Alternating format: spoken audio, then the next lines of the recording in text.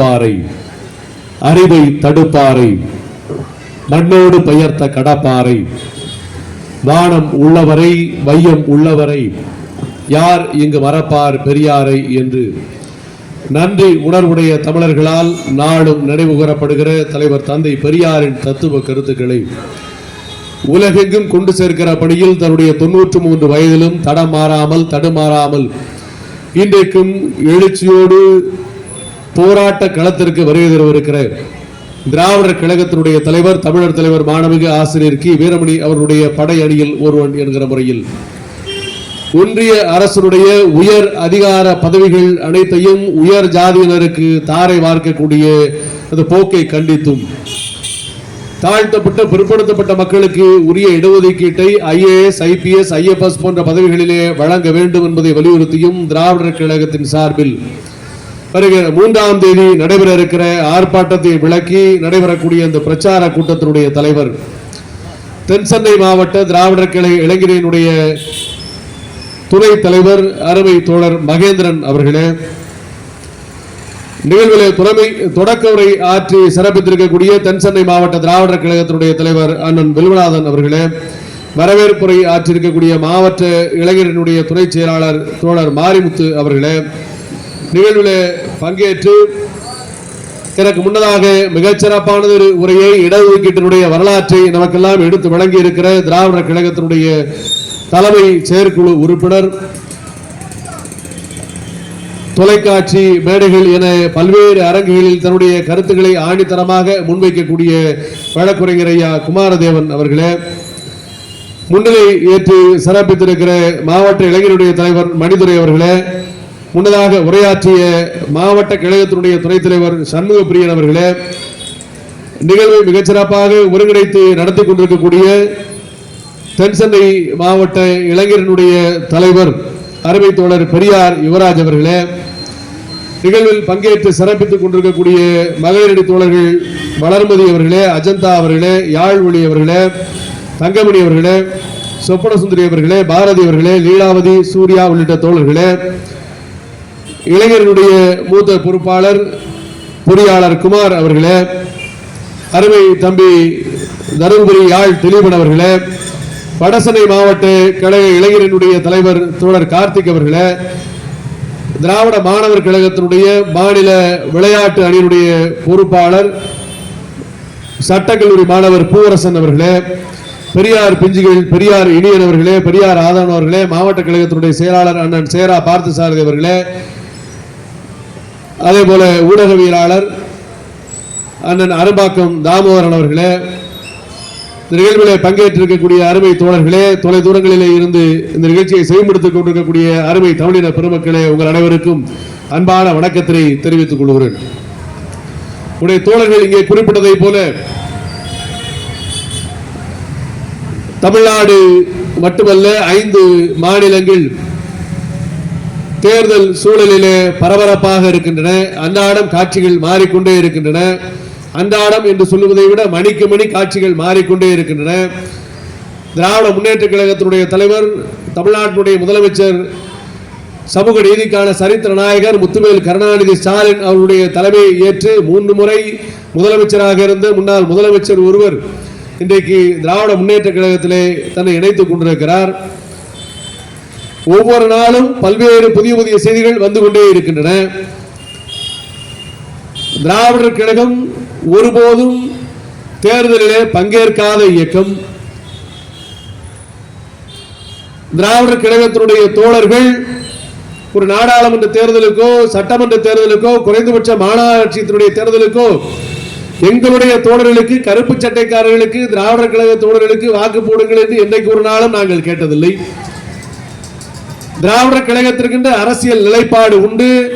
திராவிடர் கழகமும் தேர்தலிலே ஆதரிக்கும், எதிர்க்கும், யாரை ஆதரிக்க வேண்டும் என்பதை எடுத்துச் சொல்லும், யாரை எதற்காக எதிர்க்க வேண்டும் என்பதை காரணகாரிய விளக்கங்களோடு விளக்கமாக எடுத்து வைக்கும்.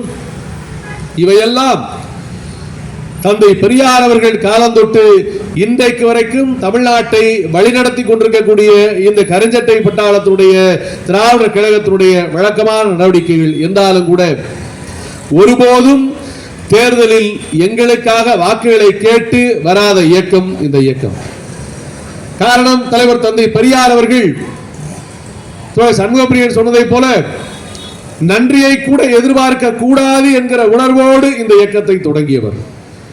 நான் ஏதாவது ஒன்றை இந்த சமூகத்திலிருந்து பிரதிபலனாக எதிர்பார்ப்பேனால் என்னுடைய உணர்வுகள் சில நேரம் மழுங்கடிக்கப்படலாம், எனக்கு சலிப்பு தோன்றலாம்.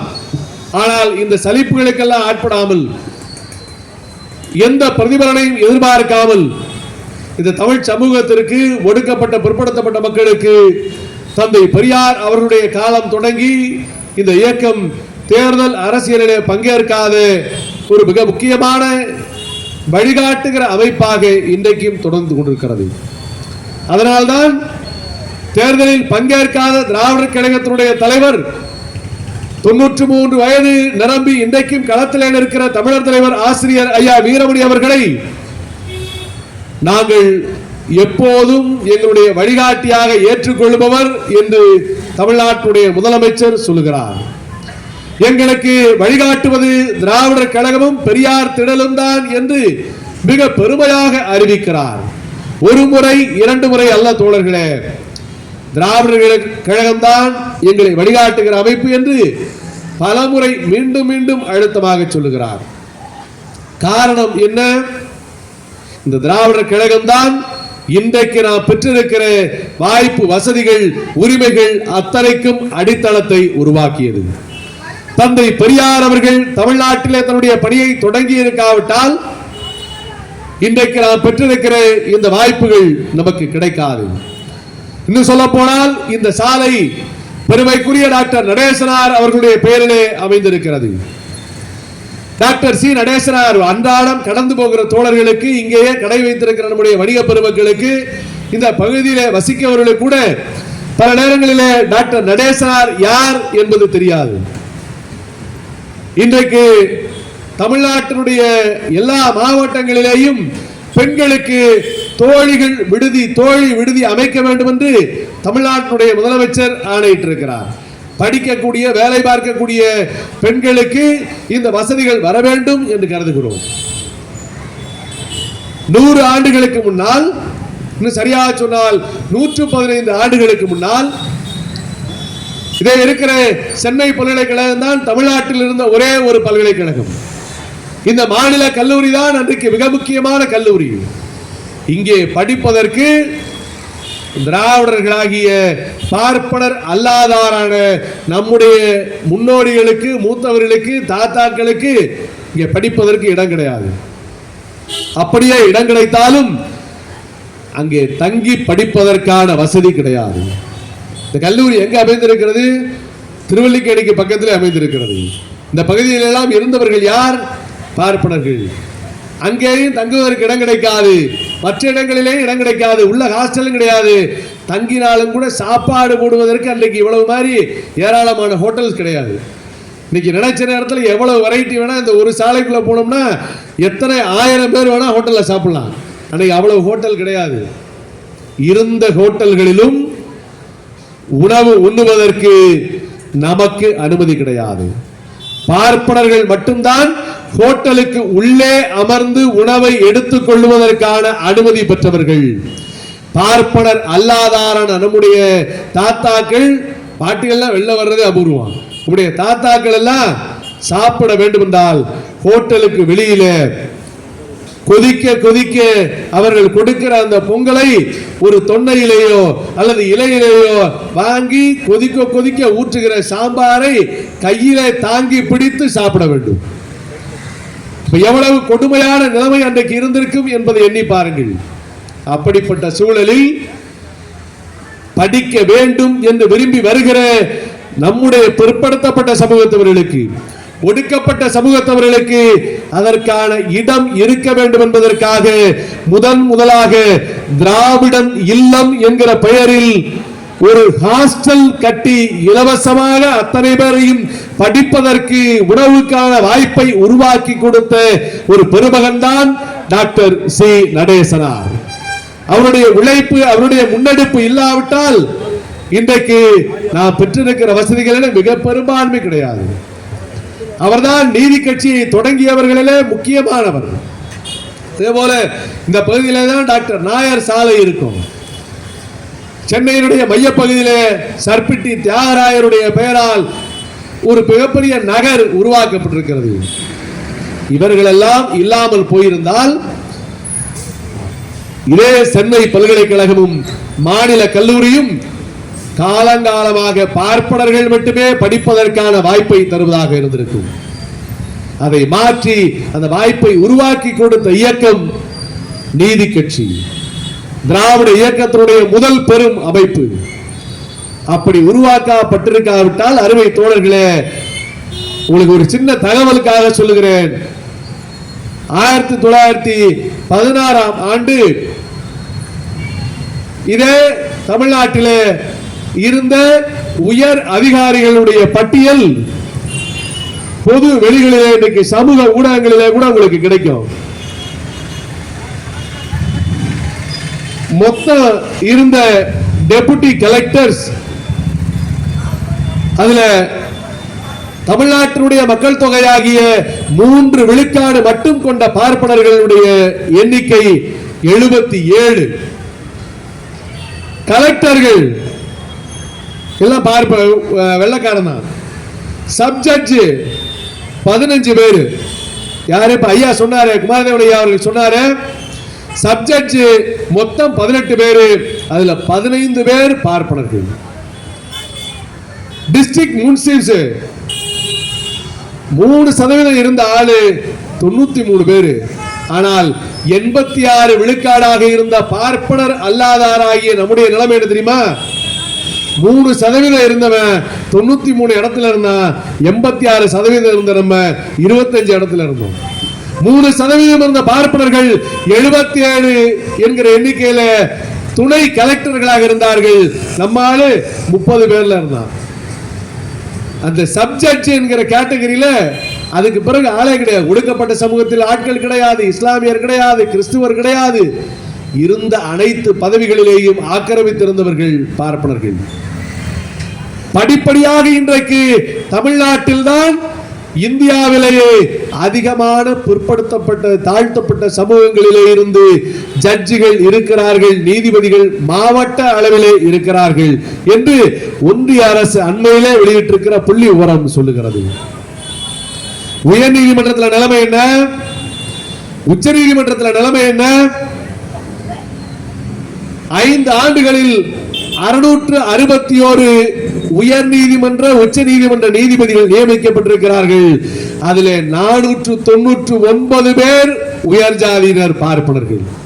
இன்னைக்கு நிலைமை நான் சொல்றேன், 2018 2023 ஆண்டுக்குள் எவ்வளவு நீதிபதிகள் நியமிக்கப்பட்டிருக்கிறார்கள் என்பதை ஒன்றிய அரசினுடைய அமைச்சர் எடுத்து காட்டுகிறார். ரிஜு சொல்றாரு 666 பேர் 661 பேர் உயர் நீதிமன்ற உச்ச நீதிமன்றங்களில் நியமிக்கப்பட்டிருக்கிறார்கள். அதில் அறுவை தோழர்களே 500 பேர் பார்ப்பனர்கள். ஒட்டுமொத்த இந்தியாவில் இன்னைக்கு நிலைமை. ஆனால் தமிழ்நாடு தான் பிற்படுத்தப்பட்டவர்களை, ஒடுக்கப்பட்டவர்களை அதிக அளவில் நீதிபதிகளாக நியமித்திருக்கிறது. இன்றைக்கும் ஒன்றிய அளவில் உச்ச நீதிமன்றத்தில் உயர் நீதிமன்றங்களில் நமக்கான உரிமை கிடைக்கவில்லை. இந்த கூட்டம் மிக முக்கியமாக எதற்கு போடப்பட்டிருக்கிறது? IAS IPS பணியிடங்கள். இந்த IAS IPS பணியிடங்களிலே ஒரு காலத்தில் முழுக்க முழுக்க வெள்ளைக்காரர்கள், அதற்கு பிறகு ICS பதவிகளில் இந்தியாவை சேர்ந்தவர்கள் இடம்பெற வேண்டும் என்று அன்றைக்கு இங்கிருந்து இங்கிலாந்துல போய் எல்லாம் மனு கொடுத்தான். ICS பதவிகளில் இந்தியாவை சேர்ந்தவர்கள் இடம்பெற வேண்டும் என்று. அப்படி மனு கொடுத்த போது அதனை மறுத்து இன்னொருவர் மனு கொடுத்தார். இங்க இருக்கிறதுனா ICS எல்லாமே இருந்தா நீ வெள்ளக்காரனாவே வச்சுக்க, இந்தியாவில் இருக்கவனுக்கு கொடுக்காத என்று இந்தியாவிலே இருந்து ஒருத்தர் மனு கொடுத்தார். ஆச்சரியமா இருக்கும். யார் கொடுத்தார் என்றால் தாத்தா ரெட்டைமலை சீனிவாசன் கொடுத்தார். ஏன் கொடுத்தார்னா அவர் சொன்னாரு, இருக்கிற வரைக்கும் வெள்ளக்கார இருந்தாலாவது பரவாயில்ல, இந்த ICS என்கிற பதவியில் இன்னைக்கு இருக்கிற IAS IPS பதவியை போல அன்றைக்கு இருந்த ICSல இந்தியர்களுக்கு என்று நீங்கள் இடம் கொடுத்தால் அந்த இடங்களில் அமரப்போவர்கள் அத்தனை பேரும் பார்ப்பனர்களாகவே இருப்பார்கள். இதுக்கு வெள்ளக்காரனே மேல, நீயாவது என்னை சரிசமமா மதிப்ப, நீயாவது என்னை கூப்பிட்டு உட்கார வச்சு பேசுவ, நீயாவது என் குறை என்னன்னு கேட்ப. ஆனால் பார்ப்பனர்கள் அதிகாரத்திற்கு வந்தால் ஒருபோதும் எங்களுக்கான உரிமை கிடைக்காது என்று முதலாக எதிர்ப்பு குரல் எழுப்பியவர் அன்றைக்கு தாத்தா இரட்டைமலை சீனிவாசன். அதற்கு பிறகு அன்றைக்கு இருந்த காங்கிரஸ் கட்சி எல்லாம் வேண்டுகோள் விடுத்து இதெல்லாம் கேட்டது.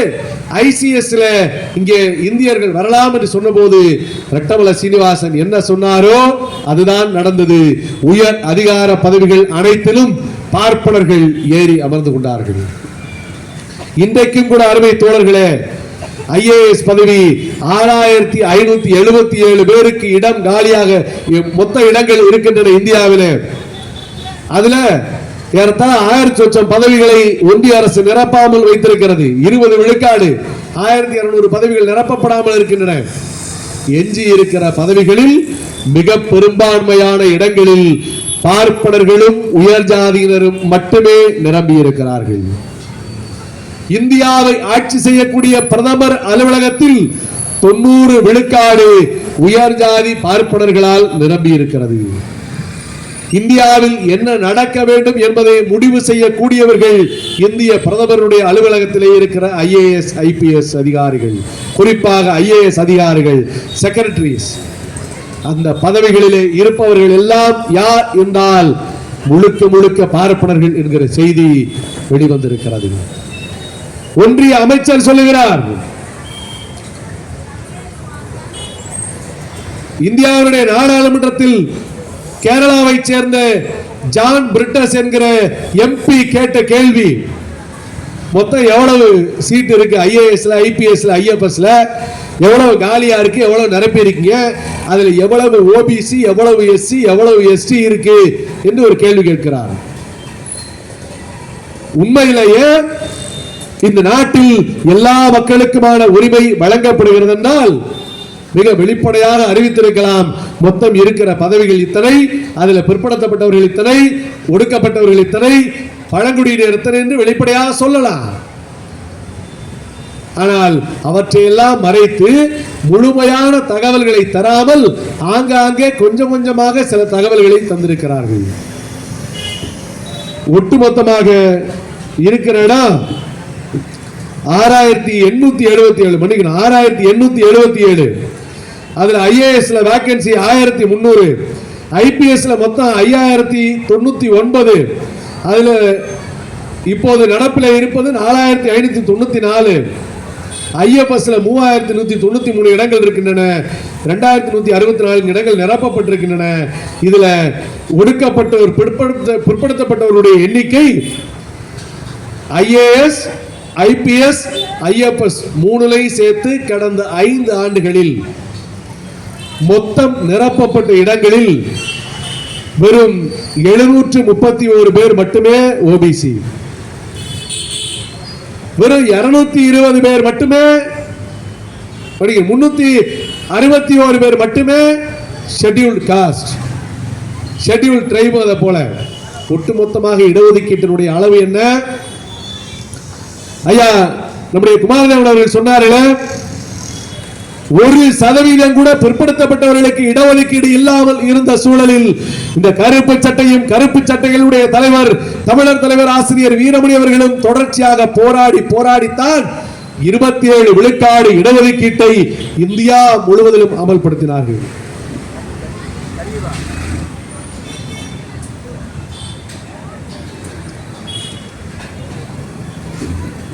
இன்றைக்கு தமிழ்நாட்டில் இடஒதுக்கீடு 69%.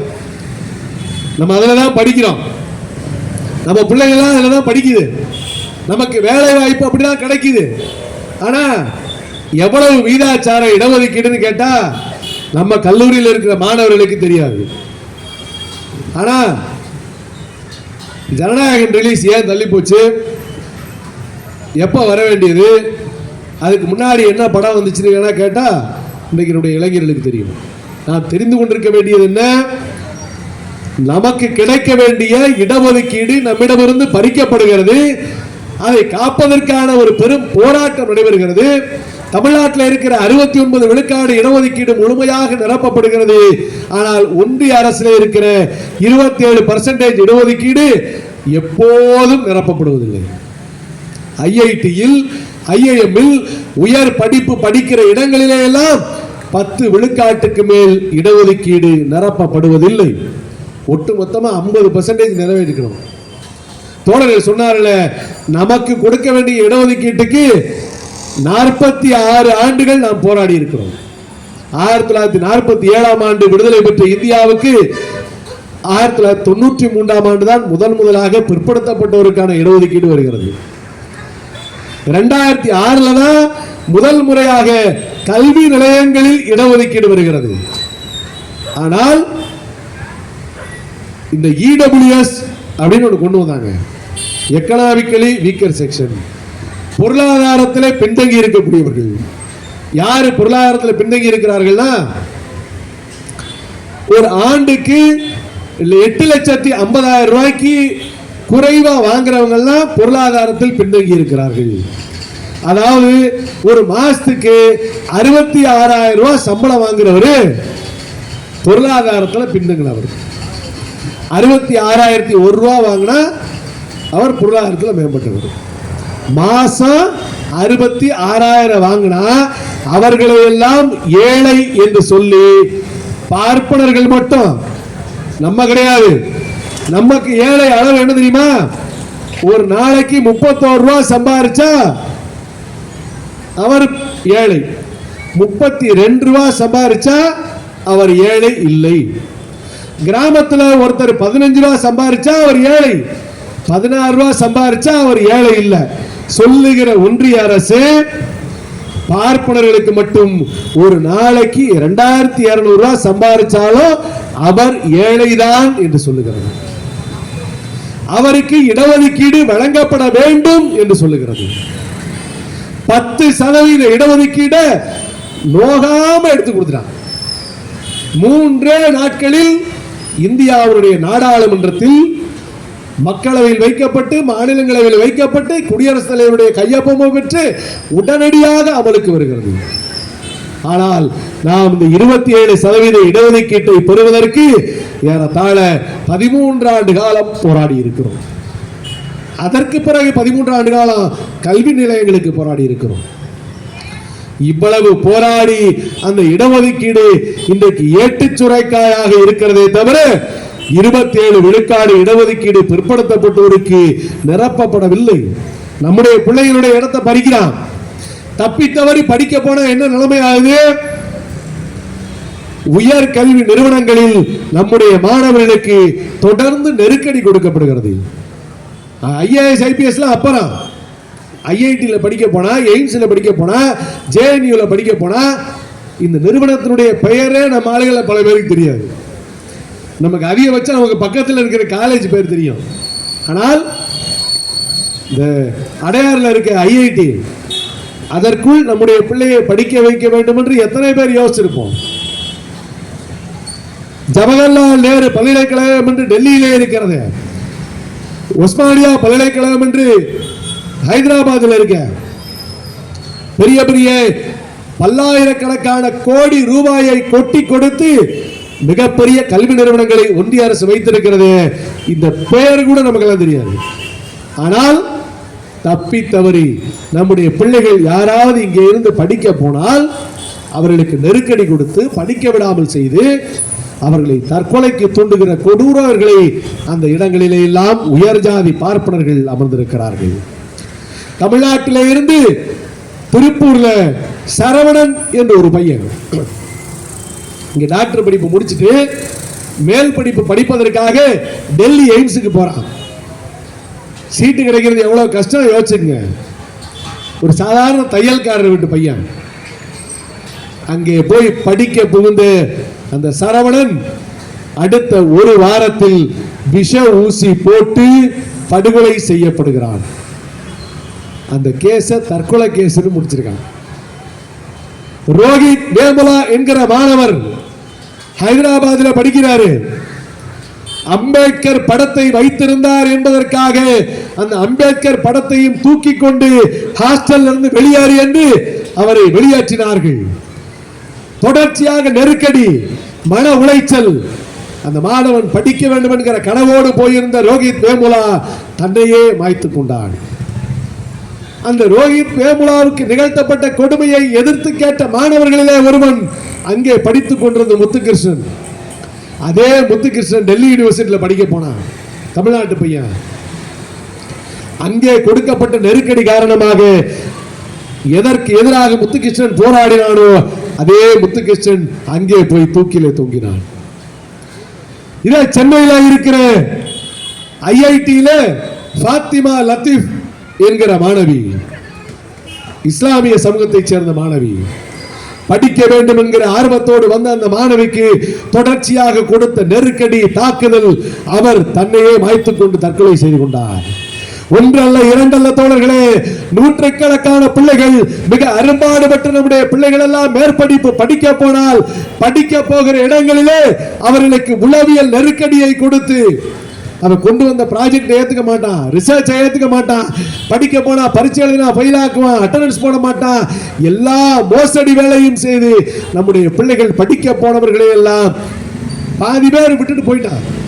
படிக்க வேணாம்னு விட்டுட்டு போன நான் சொன்ன கணக்கெல்லாம் தங்களையே மாய்த்து கொண்டு நடக்கிற கொடுமையை வெளியிலே எடுத்து காட்டியவர்கள். பல ஆயிரக்கணக்கான மாணவர்கள் படிப்பை விட்டுவிட்டு மீண்டும் தங்கள் ஊருக்கே திரும்பி இருக்கிறார்கள். இவ்வளவு கொடுமைக்கும் பிறகு தொடர்ச்சியாக போராடி நீதிமன்றங்களிலே வழக்கு போட்டு உச்ச நீதிமன்றம் யுஜிசிய ஒரு ரெகுலேஷன் கொண்டு வா, ரூல் கொண்டு வான்னு சொல்லுது. ஒடுக்கப்பட்ட மாணவர்களுக்கு, பிற்படுத்தப்பட்ட மாணவர்களுக்கு அவர்கள் படிக்கிற இடங்களிலே நெருக்கடி கொடுக்கப்பட்டால் என்ன நெருக்கடின்னு கேட்கறதுக்கு ஒரு கமிட்டி போடு. அந்த கமிட்டியில அவங்க சொல்ற குற்றச்சாட்டை கேளு. அந்த மாணவர்களுக்கு நெருக்கடி கொடுக்கிற பார்ப்பன அதிகாரிகள் யார், பார்ப்பன ஆசிரியர்கள் யார், உயர் ஜாதியை சேர்ந்தவர்கள் யார் என்று கேளு அப்படின்னு அதுக்கு ஒரு கமிட்டி போடுன்னு சொல்றாங்க. கிட்டத்தட்ட 10 ஆண்டுகளுக்கு பிறகு யுஜிசி அப்படி ரூல்ஸ் வகுத்து கொடுக்கிறாங்க. ஒடுக்கப்பட்ட பிற்படுத்தப்பட்ட மாணவர்களுக்கு ஏதாவது கொடுமை நிகழ்ந்தால் அவர்கள் சொல்லுவதற்கு ஒரு கமிட்டி வேணும், கமிட்டி போடலாம்னு சொல்றாங்க. ஆனா உடனடியாக ஆர்எஸ்எஸ் பிஜேபியினுடைய மாணவர் அமைப்பாக இருக்கிற ஏபிவிபி என்கிற அகில பாரதிய வித்யார்த்திய பரிஷத் என்கிற அமைப்பு தன்னுடைய மாணவர்களை தூண்டிவிட்டு டெல்லி பல்கலைக்கழகத்திற்கு முன்னால் போராட்டத்தை நடத்த செய்கிறது. எதுக்கு? இருக்கிறதுலேயே மைனாரிட்டி அவன் தான், பார்ப்பனர்கள். ஆனா கல்வி நிலையங்களில் மெஜாரிட்டியா உட்கார்ந்திருக்கான். அவன் கொடுக்கிற நெருக்கடியினால் நம்முடைய பிள்ளைகள் தற்கொலை செய்து கொண்டு சாகிறதே என்பதற்காக கொண்டு வரப்பட்ட விதிமுறையை எந்த ஆதாரமும் இல்லாமல் நிறுத்த வேண்டும் என்று அவர்கள் போராடுகிறார்கள். எவ்வளவோ கேஸ் இன்னைக்கும் கோர்ட்ல நிக்குது. நீட்டுக்கு எதிராக நாம் போராடினோம், 10-13 ஆண்டுகளாக போராடி கொண்டிருக்கிறோம். நம்ம வழக்கு தொடுத்தா அவசர வழக்கு இல்லைன்னு எடுத்து வைக்கிறான். ஆனா 10 பாப்பா டெல்லி யூனிவர்சிட்டிக்கு முன்னாடி போராடுறான்னு உச்ச நீதிமன்றத்தினுடைய தலைமை நீதிபதி இந்த வழக்கை வேகமா எடுத்து விசாரிச்சு யுஜிசி ரூல்ஸ் பத்தாது, நீ இதெல்லாம் அவங்கள பாதிக்கும். யாரை பாதிக்குமா? இந்த ரூல்ஸ் எவன் தற்கொலை பண்ண தூண்டுறானோ, எவன் நீ தொடக்கூடாதுன்னு சொல்றானோ, இன்றைக்கும் தோழர்களே அந்த டெல்லியில் இருக்கக்கூடிய பல்கலைக்கழக வளாகத்தில் தீண்டாமை கொடுமை நடக்கிறது. பேராசிரியர்கள் தீண்டாமை கடைபிடிக்கிறார்கள் என்று மாணவர்கள் குற்றஞ்சாட்டுகிறார்கள். ஆனால் தீண்டாமையை கடைபிடிப்பவர்கள் அவன் பாதிக்கப்படக்கூடாது, அவன் மனசு வலிக்க கூடாது, அவன் போய் ஒரு கமிஷன்ல சாட்சி சொல்ல நிக்க கூடாது.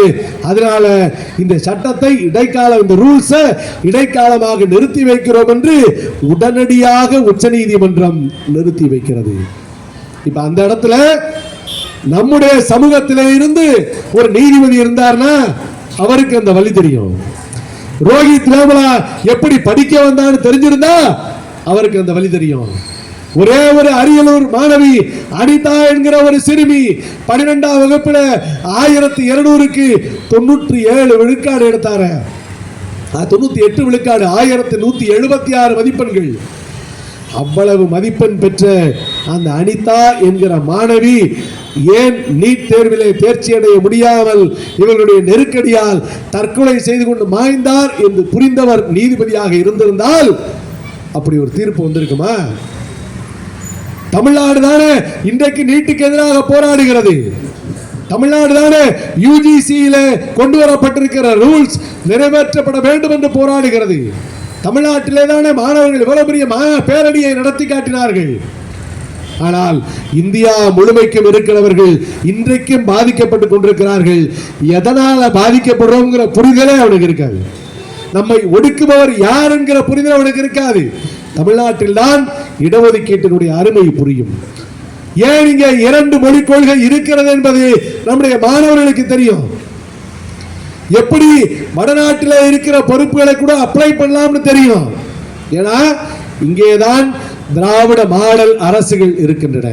இன்றைக்கு ஆட்சி செய்யக்கூடிய இந்த திராவிட மாடல் ஆட்சியினுடைய நாயகர், சமூக நீதிக்கான சரித்திர நாயகர் முத்துவேல் கருணாநிதி ஸ்டாலின் அவர்களுடைய ஆட்சி காலத்தில் தான் நான் முதல்வன் என்று ஒரு திட்டம் கொண்டு வரப்பட்டது. IAS IPS தேர்வுகளுக்காக படிக்கக்கூடிய மாணவர்களுக்கு பல லட்சக்கணக்கான ரூபாயை செலவழித்து தான் சென்னையிலே வந்து தங்கி படிக்க வேண்டும், டெல்லியிலே போய் தங்கி படிக்க வேண்டும் என்கிற நிலைமையை மாற்றி தமிழ்நாடு அரசு அந்த மாணவர்களை தேர்ந்தெடுத்து அவர்களுக்கு வேண்டும் என்கிற உரிமைகளை வாய்ப்புகளை வழங்கும் என்று அறிவித்து 2023ஆம் ஆண்டு அதற்கு முன்பு தேர்ச்சி பெற்ற மாணவர்களை விட 30 விழுக்காடு அதிகமான மாணவர்களை IAS IPS தேர்வுகளுக்கு தேர்ச்சி பெற வைத்த சாதனை இந்த திராவிட மாடல் ஆட்சியினுடைய சாதனை. கடந்த ஆண்டு 57 பேர் இந்த நான் முதல்வன் திட்டத்திலே பயிற்சி பெற்று வெற்றி பெற்ற மாணவர்கள். அதுல 18 பேர் நேரடியாக அந்த நான் முதல்வன் திட்டத்தின் கீழே அங்கேயே தங்கி படிப்பதற்கான வாய்ப்பை தமிழ்நாடு அரசினுடைய நிதி உதவியை பெற்று வெற்றி பெற்றவர்கள். இன்றைக்கு IASகளாக IPSகளாக நம்முடைய பிள்ளைகள் IFSகளாக வர வேண்டும் என்பதற்காக திட்டமிடுகிற அரசு தமிழ்நாட்டில் இருக்கிற அரசு. ஒன்றியத்தில் இருக்கிற பாரதிய ஜனதா அரசு எதை திட்டமிடுகிறது? 12ஆம் வகுப்பு முடிச்ச உடனே சொந்தமா தொழில் தொடங்குறதுக்கு 1 லட்சம் ரூபாய் இலவசமா தர்றேன், 3 லட்சம் ரூபாய் குறைந்த வட்டியில வட்டி இல்லாம கடன் தர்றேன். 1 லட்சம் ரூபாய் இலவசம், 3 லட்சம் ரூபாய் வட்டி இல்லா கடன், 5 லட்சம் ரூபாய் குறைந்த வட்டியில கடன். எதுக்கு? 12ஆம் வகுப்பு முடிச்சு டிகிரி போறதுக்கா, டாக்டர் படிக்கிறதுக்கா, மேல படிக்கிறதுக்கா? கிடையாது, தொழில் தொடங்குறதுக்கு. எந்த தொழில் தொடங்கலாம்? ஒரு பெரிய கடை வைக்கலாமா? அதெல்லாம் கூடாது. உங்க அப்பா என்ன வேலை பார்க்கிறாரு? உங்க அப்பா செருப்பு தைக்கிறாரா? நீ செருப்பு கடை வச்சுக்க. உங்க அப்பா கூட பின்றாரா? உங்க அம்மா கூட பின்றாங்களா? அப்ப நீயும் கூட முட. உங்க அப்பா தச்சு வேலை செய்யறாரா? நீயும் தச்சு வேலை செய்ய போ. உங்க அப்பா மீன் வலை பின்றாரா? நீயும் போய் மீன் வலை பின்னு. இப்படி 18 தொழில்களை தேர்ந்தெடுத்து அந்த 18 தொழில்களில் சவரம் உட்பட 18 தொழில்களை தேர்ந்தெடுத்து இந்த 18 தொழிலையும் குடும்பத்தோட செய்து கொண்டிருக்கிற அப்பா தொழிலை மீண்டும் பைய செய்யணுங்கிறதுக்காக 1 லட்சம் ரூபாய் தராராம். யாரு? நரேந்திர மோடி. ஆனால் தமிழ்நாடு அரசு என்ன சொல்லுகிறது?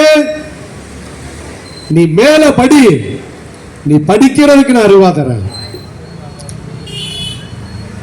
+2 முடிச்சு காலேஜுக்கு போறியா? பெண்களுக்கு மாதந்தோறும் 1000 ரூபாய், 3 வருஷம் 36 மாசம், மாசம் 1000 ரூபாய், 36,000 ரூபாய் நான் தர்றேன். மாஸ்டர் டிகிரி படிக்கணுமா? MBA 3 வருஷம் படி, அதுக்கு ஒரு 36,000 நான் தர்றேன். MPhil கிடையாது, இன்னைக்கு PhD படிக்கிறியா? அதுக்கு நான் ரூபாய் தர்றேன்.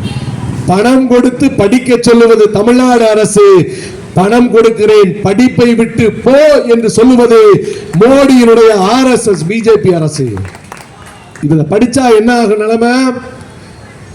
1 லட்சம் ரூபாய் அப்படியே தூக்கி கொடுக்கிறேன்னு சொன்னாரு.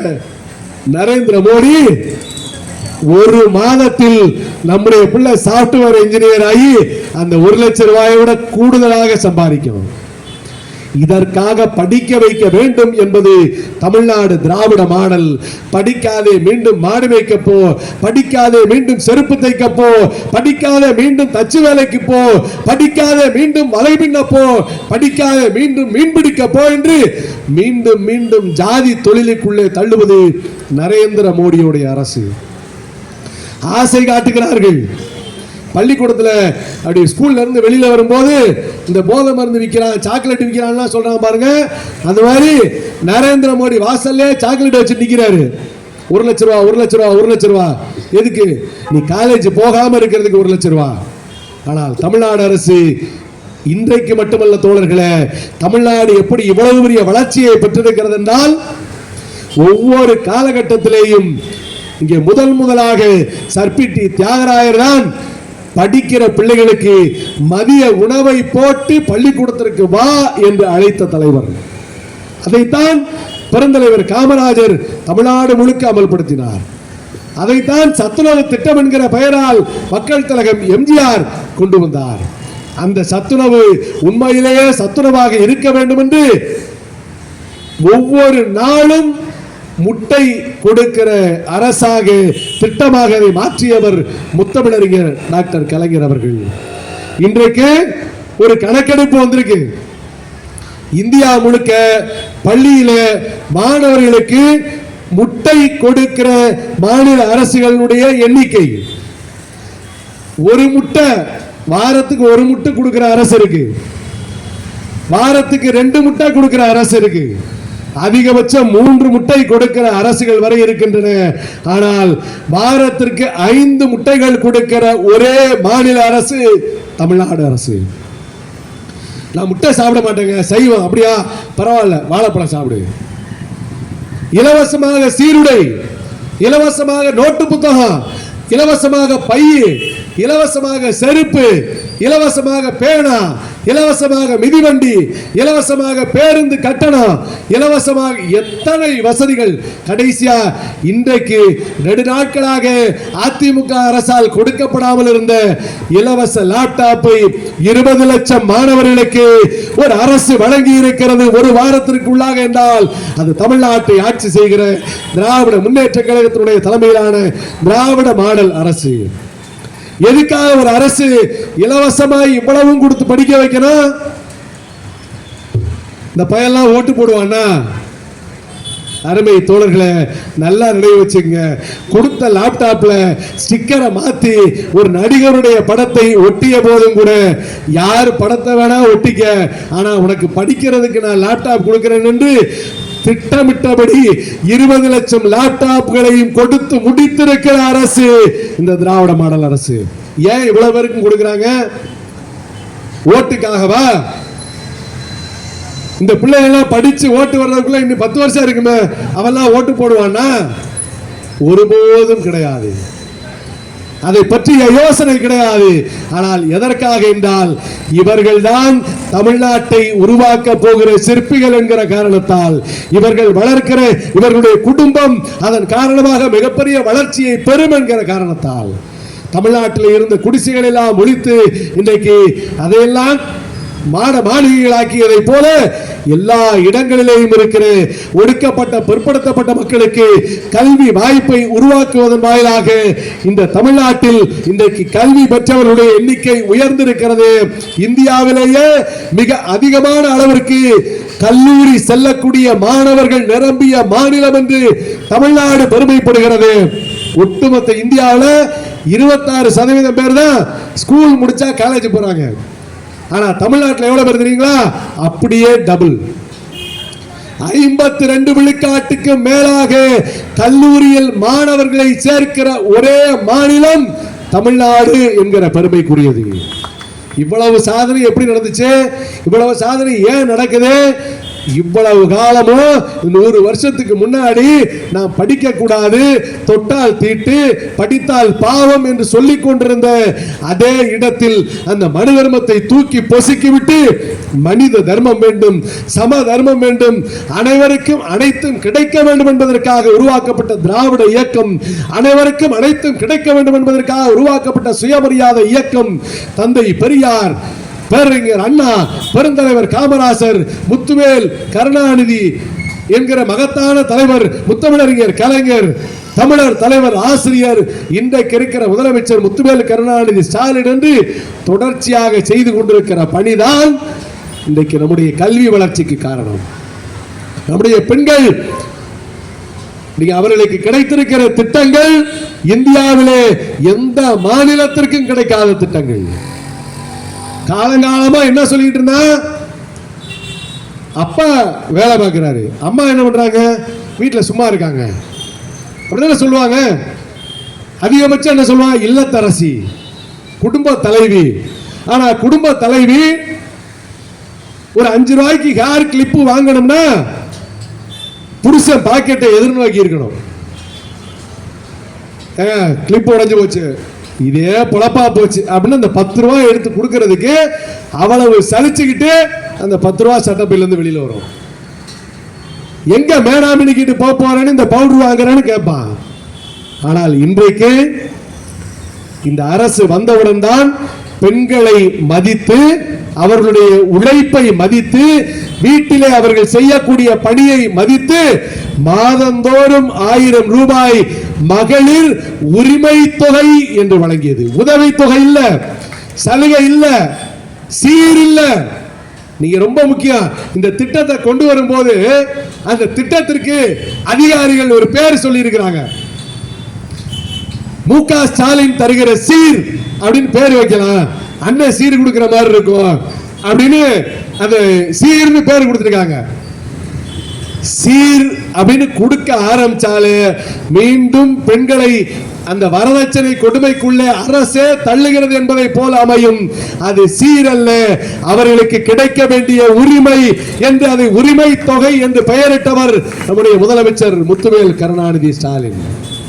இன்னைக்கு படிப்படியாக அறிவித்திருக்கிறார். அடுத்த கட்டத்தில் என்ன நினைக்கிறான், மாதந்தோறும் 1000 ரூபாய் கொடுக்கிறாங்க. பெண்கள்லாம் வெளியில போயிட்டு வர்றதுக்கு இலவசமா பேருந்து பயணம், விடியல் பேருந்து பயணம் என்கிற பெயரில் வழங்கப்படுகிறது. இதெல்லாம் கொடுத்தா பெண்கள் கெட்டு போய் விடுவார்கள் என்று இங்க ரோட்ல உட்கார்ந்து பேசலங்க, சுப்ரீம் கோர்ட்ல கேஸ் போட்டிருக்காங்க. இந்தியாவுடைய பிரதமர் நரேந்திர மோடி ஹிந்தியில பேட்டி கொடுக்கிறாரு. இலவசமா இப்படி பெண்களுக்கு பேருந்து பயணம் கொடுத்தா எப்படி மெட்ரோ எல்லாம் ஓடும் அப்படின்னு. எங்க ஊர்ல வந்து பாருங்க சார், மெட்ரோ எல்லாம் நல்லா ஓடுது. நாங்க மேற்கொண்டு மெட்ரோ வாங்குறதுக்கு புதிய புதிய திட்டங்களை மதுரைக்கும் கோயம்புத்தூருக்கும் போட்டா இல்ல உங்களுக்கு எல்லாம் கொடுக்க முடியாதுங்கிறான். ஆளே இல்லாமல் 6 ஏர்போர்ட் நிலையங்கள் சும்மா கிடக்குது. ஆயிரக்கணக்கான கோடி ரூபாயை வடநாட்டிலே போட்டிருக்கிறார்கள்.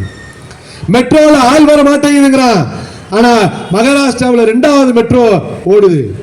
தமிழ்நாட்டில் மெட்ரோ கேட்டா கொடுக்க முடியாதுன்னு மறுக்கிறான்.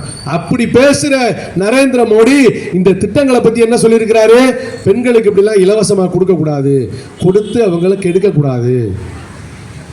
இலவசமா பேருந்து கொடுத்தா அவங்க பாட்டு ஊரு சுத்த போயிடுவாங்க. என்ன அயோக்கியத்தனம்!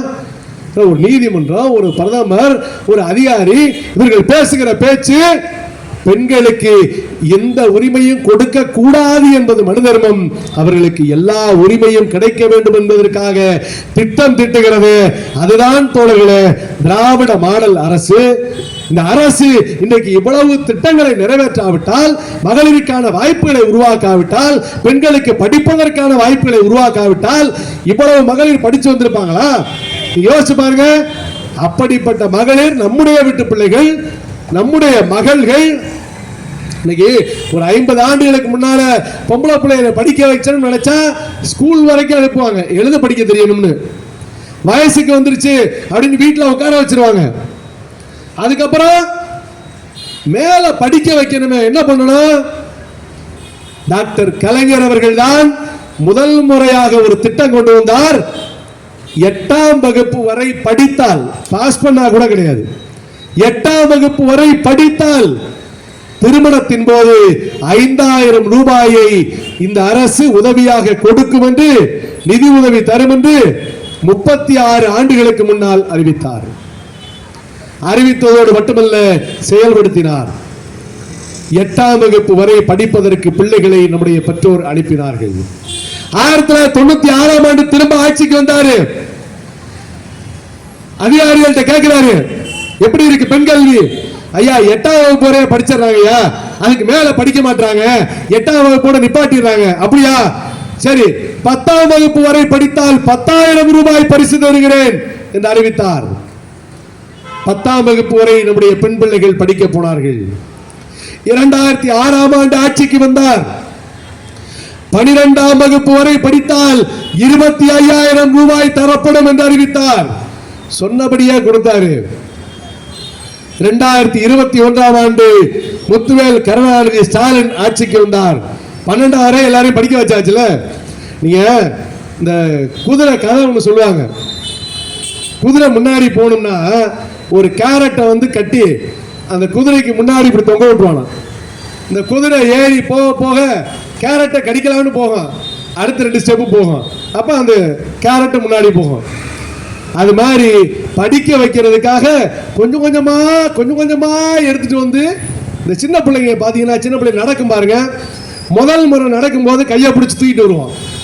அடுத்து நடக்கும்போது அப்படி கையை பிடிச்சிட்டு ஒரு 2 அடி பின்னாடி நின்றுட்டு வா வா வா வா வா அப்படிமா. அப்பதான் அந்த 2 ஸ்டெப் எடுத்து அதை கையை பிடிக்கும். அடுத்து இன்னும் 4 அடி பின்னாடி போயிடுவான். இப்ப நடந்து வா அப்படின்னுவோம். மெதுவா நடந்து வந்து நம்ம கையை பிடிக்கும். இந்த கையை பிடிப்போம் என்கிற நம்பிக்கையில் எப்படி ஒரு குழந்தை மெல்ல மெல்ல நடக்க பழகுகிறதோ அப்படி நிதி உதவி கிடைக்கும், திருமணத்திற்கு ஒரு வாய்ப்பு அமையும் என்கிற காரணத்தால் மெல்ல மெல்ல படிக்க ஆரம்பிச்சு இன்றைக்கு நீங்க ஒவ்வொரு ஆண்டும் எடுத்து பாருங்க. +2 ரிசல்ட், 10th ரிசல்ட் பேப்பர்ல வரும்ல, வரும்போது எடுத்து பார்த்தீங்கன்னா தெரியும். ஒவ்வொரு ஆண்டும் 10ஆம் வகுப்பு படிக்கக்கூடிய மாணவர்கள் எத்தனை பேர், மாணவிகள் எத்தனை பேர், தேர்ச்சி பெறக்கூடியவர்களில் மாணவர்கள் எத்தனை பேர், மாணவிகள் எத்தனை பேர், உயர் மதிப்பெண் பெறக்கூடியவர்களில் மாணவர்கள் எத்தனை பேர், மாணவிகள் எத்தனை பேர், எடுத்து படிச்சு பாருங்க. நம்ம வீட்டில் இருக்கிற பொம்பளை பிள்ளைங்க, நம்ம அக்கா, நம்ம தங்கச்சி படிப்பதற்கு இந்த வாய்ப்பை அன்றைக்கு தலைவர் கலைஞர் அவர்களும் இன்றைக்கு இருக்கிற முதலமைச்சரும் உருவாக்கி கொடுத்திருக்காவிட்டால் நம்ம அப்பாவோ தாத்தாவோ நம்ம பெற்றோர்களை படிக்க விட்டுருப்பாங்களா? இன்னைக்கு கல்லூரியில படிக்கும் போது மாதம் 1000 ரூபாய் வருதுங்க. எவ்வளவு நம்பிக்கை தரக்கூடிய விஷயம். இன்னைக்கு இதுதான் கல்வியிலே நமக்கு வளர்ச்சியை ஏற்படுத்தி இருக்கிறது. ஒரு திட்டம் 2 திட்டம் இல்ல, செய்வது அத்தனையும் கல்விக்கு. நீங்க காணொலியில முதலமைச்சர் நிகழ்ச்சி நடத்தினாரு. அரசு பள்ளிக்கூடங்களிலே இருந்து வந்து படித்திருக்கிற பிள்ளைகள் எவ்வளவு பெரிய வாய்ப்பை பெற்றிருக்கிறார்கள் என்று மேடையில அந்த பிள்ளைகள் சொல்ல சொல்ல கண்ணீர் வருகிறது. எங்க அப்பாவுக்கு எப்படியாவது ஒரு வீடு கட்டி கொடுத்துடணும், சொந்த வீட்டில் எங்க அப்பாவை உட்கார வச்சு பார்த்துடணுங்கிறதா என்னுடைய ஆசை என்று ஒரு சின்ன பிள்ளை அரசு பள்ளியில் படித்து இன்றைக்கு அரசு வேலைக்கு போயிருக்கிற ஒரு பிள்ளை சொல்லுகிறது. அந்த பிள்ளையினுடைய ஆசையை அவருடைய உழைப்பினாலேயே நிறைவேற்ற வைத்த தலைவர் தமிழ்நாட்டை இன்றைக்கு ஆட்சி செய்து கொண்டிருக்கிற முதல்வர். ஆனா பொம்பளை பிள்ளைங்க படிக்க கூடாது, அவர்களுக்கு இந்த வாய்ப்பு கொடுக்கப்படக்கூடாது என்று சொல்லுகிற ஆட்சி ஒன்றிய அளவில் இருக்கிறது. பேட்டி பச்சாவோங்கிறான். ஆனா பேட்டி பச்சாவோ என்ன ஆகுது? இந்தியாவிலேயே பெண்களுக்கு பாதுகாப்பான மாநிலம் தமிழ்நாடு, முதல் இடத்தில் இருக்கிற நகரம் சென்னை. சொன்னா யோசனை வரும், உண்மைதானாங்க, இங்க பாதுகாப்பு இல்லைன்னு பல பேர் மேடையில் பேசிட்டு இருக்காங்க அப்படின்னு. ஒன்றிய அரசு வெளியிட்டிருக்கிற குற்ற ஆய்வு அறிக்கை சொல்லுது, இந்தியாவில் பெண்களுக்கு பாதுகாப்பான முதல் நகரம் சென்னை, 2வது நகரம் கொல்கத்தா. பிஜேபி ஆளக்கூடிய மாநிலங்கள் எல்லாம் 20-25 இடங்களுக்கு பிறகுதான் இருக்கு. பெரு நகரங்களில் 3வது இடம் எது தெரியுமா? அதுவும் தமிழ்நாடு, கோயம்புத்தூர்.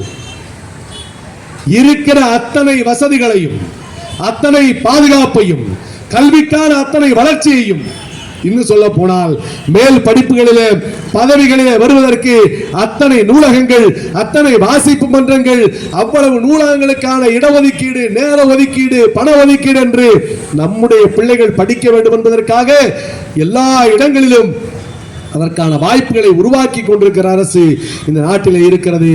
ஆனால் அப்படி படித்து போகிற நம்முடைய பிள்ளைகள் IAS IPS பதவிகளிலே போய் அமர்ந்து விடக் கூடாது என்று அங்கு கொடுக்கப்பட வேண்டிய 27 விழுக்காடு பிற்படுத்தப்பட்டோருக்கான இடஒதுக்கீடு, 15 விழுக்காடு ஒடுக்கப்பட்ட மக்களுக்கான இடஒதுக்கீடு, 7.5 பழங்குடியின மக்களுக்கான இடஒதுக்கீட்டை நிரப்பாமல் ஒட்டுமொத்தமா மொத்தம் 50% நிரப்படுங்க. இதுவரைக்கும் 15 விழுக்காடு கூட அந்த இடஒதுக்கீடு நிரப்பப்படவில்லை. ஏற்கனவே 50 அபகரிச்சுக்கா, இங்க ஒரு 85 விழுக்காட்டு இடங்களை பார்ப்பனர்கள், உயர்ஜாதிக்காரர்கள் அபகரிக்கிறார்கள். நமக்கான இடம் வழங்கப்படவில்லை. அதற்கான விவரத்தையும் கொடுக்க மாட்டேங்கிறான். இந்த ஜிதேந்திர சிங் என்ன சொல்றாரு, எவ்வளவு பேர் SC ST எவ்வளவு பேர் OBC இருக்கான்னு கணக்கு கொடுங்கன்னா 5 வருஷத்துல செலக்ட் ஆன கவுண்ட கொடுக்கிறாரு, மொத்த கவுண்ட கொடுக்க மாட்டேங்கிறான், மறைக்கிறான் என்று தி வயர் பத்திரிகை எழுதுகிறது. அப்ப ஒன்றிய அரசு தமிழ்நாட்டுக்கு மட்டுமல்ல, ஒட்டுமொத்தமாக இந்தியா முழுமைக்கும் இருக்கிற பெரும்பான்மை இந்து மக்கள் என்று தங்களை கருதி கொண்டிருக்கிற பிற்படுத்தப்பட்ட மக்கள், தாழ்த்தப்பட்ட மக்களுக்கு அநீதி இழைத்துக் கொண்டிருக்கிறது. நீதிபதிகளில் நியமனங்களில் அநீதி இழைக்கப்படுகிறது. IAS IPS IFS பணியிடங்களில் அநீதி இழைக்கப்படுகிறது. அதிகாரிகள் A பதவியில A கிரேடு பதவி, B கிரேடு பதவி அத்தனையிலையும் பிற்படுத்தப்பட்ட ஒடுக்கப்பட்ட மக்களுக்கான இடஒதுக்கீடு நசுக்கப்படுகிறது. எங்க இடஒதுக்கீடு இல்லாம அதிகமா கொடுத்து வச்சிருக்காங்க தெரியுங்களா? துப்புரவு பணியாளர்கள் இருக்கிறாங்க பாருங்க, கவர்மெண்ட் ஆபீஸ்ல வேலை பார்க்கறாங்கல்ல, அதில் மட்டும்தான் 66% மேல நம்மால் இருக்கிறான். மற்ற எல்லா இடங்களிலேயும் 20-25 இடங்களை கூட எல்லாரும் சேர்ந்து அனுபவிக்க முடியாத அளவிற்கு இடஒதுக்கீட்டு மறுப்பை இந்த அரசு, ஒன்றிய அரசு திட்டமிட்டு நிகழ்த்தி கொண்டிருக்கிறது. இந்த கொடுமைகளை கண்டிக்க வேண்டுமானால், இந்த கொடுமைகளை எடுத்து காட்ட வேண்டுமானால், இந்த கொடுமைகளுக்கு தீர்வு காணப்பட வேண்டுமானால் அதற்கான குரல் தமிழ்நாட்டில் இருந்து எழும்ப வேண்டும். ஏன்னா நம்ம இன்னைக்கு நல்ல அருமையான தார் ரோட்ல, சிமெண்ட் ரோட்ல பயணத்தில் இருக்கிறோம். நமக்கு பழைய மண்ணு சாலை எப்படி இருந்துச்சுன்னு தெரியாது, ஒத்தையடி பாதை எப்படி இருந்துச்சுன்னு தெரியாது. ஆனால் இன்றைக்கும் தோழர்களே, வடநாடு முழுக்க ஒற்றையடி பாதையாக இருக்கிறது. அங்கே இருக்கிற பிற்படுத்தப்பட்ட, தாழ்த்தப்பட்ட சமூகத்திலே பிறந்த பிள்ளைகள் மேற்படிப்பு படிப்பதற்கான வாய்ப்பு இல்லாமல் இருக்கிறார்கள். நமக்கு கொடுத்திருக்கிற அந்த வாய்ப்பை தமிழ்நாட்டிற்குள் நம்மால் முழுமையாக அனுபவிக்க முடிகிறது. ஆனால் ஒன்றிய அளவில் இருக்கிற அதிகார பதவிகளை நமக்கு தர மறுக்கிற ஒன்றிய அரசை கண்டித்து திராவிடர் கழகத்தினுடைய தலைவர், தமிழர் தலைவர் ஆசிரியர் அவர்கள் இந்த ஆர்ப்பாட்டத்தை அறிவித்திருக்கிறார்கள். ஏன் எங்களுக்கு எரியுது?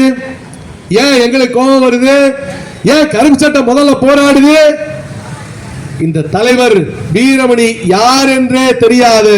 இந்தியாவின் ஏதோ ஒரு மூலையிலே இருக்கிற பிற்படுத்தப்பட்ட சமூகத்து இளைஞனுக்கு, பிற்படுத்தப்பட்ட சமூகத்து பெண்ணுக்கு 27 விழுக்காடு இடஒதுக்கீட்டை வாங்கி கொடுத்தவர்கள் இந்த கருப்பு சட்டைக்காரர்கள், வாங்கி கொடுத்தவர்கள் தமிழக தலைவர் ஆசிரியர் தலைமையிலான திராவிடர் கழகத்துக்காரர்கள்.